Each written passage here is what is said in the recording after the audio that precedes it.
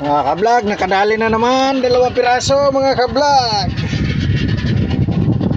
Video muna saglit dahil magluto ako ng ulam. Ay mga kablog, oh, buhay. Yan oh. Oh. Bagong sampa lang. Kakahuli lang ni Utol. Ayan oh. Naka 2 piraso na siya.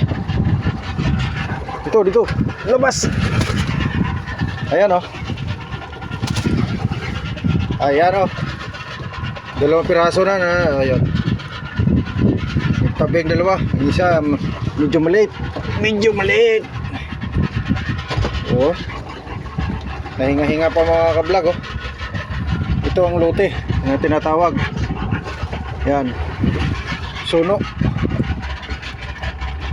Oh, malaki din. Ay, medyo mahangin ngayon. Yan. Yan mga kablog oh, puro pula mga kablog ang nakuha, ang nauli. Mga kablog, medyo mahangin ang panahon. Pasensya na, nahagip sa aking video ang hangin.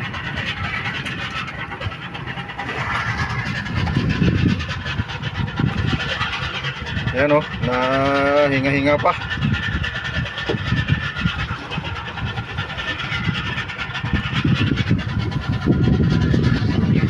Pagluto muna ako na itong ulam namin dahil nga ang oras ay mag alas 12 na. Alas 11:40, alas 11:50. Ayan o.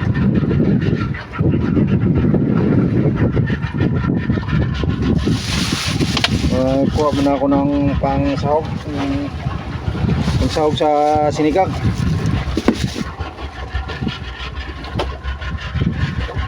Masama yung ano.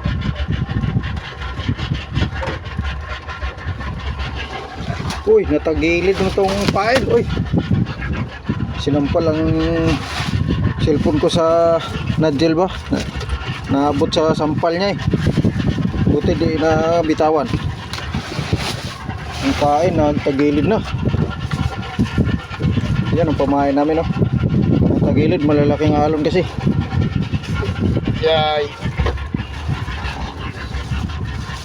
Paano to?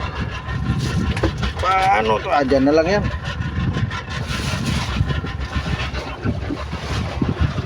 Oh, itong bao namin oh. Oh, 2 pirasong papaya na malaki. Kaya hanggang dito lang muna mga kablog, kaya magluto ako ng ulam. Ay, itong ulam namin sa tanghalian.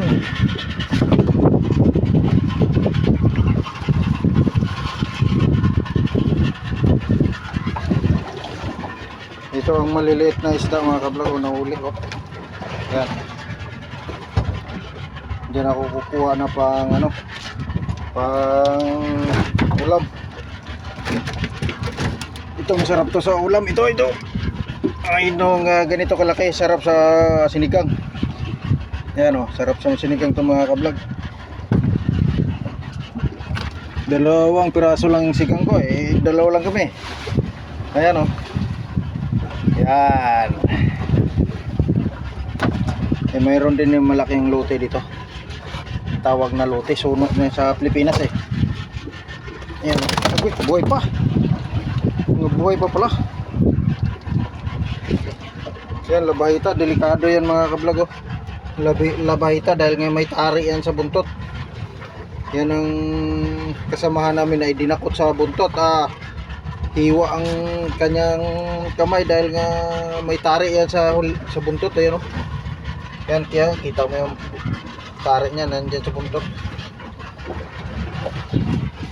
Hinawakan pa naman sa buntot ay di watas ang kanyang kamay. Sige mga kablog, hanggang dito lang muna ang ating pag-video dahil nga po ay magluluto na ako ng ulam.